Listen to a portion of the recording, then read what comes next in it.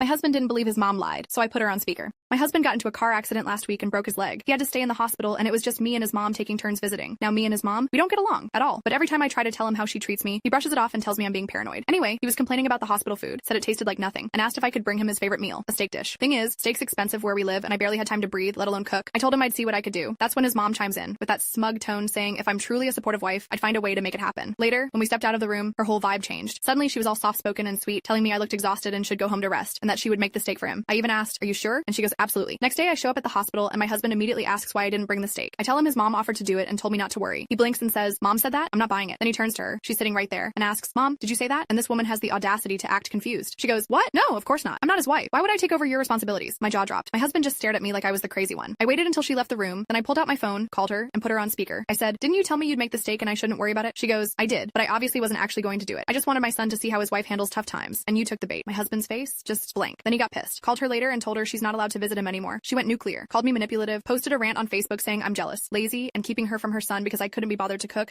Now his whole family is coming after me.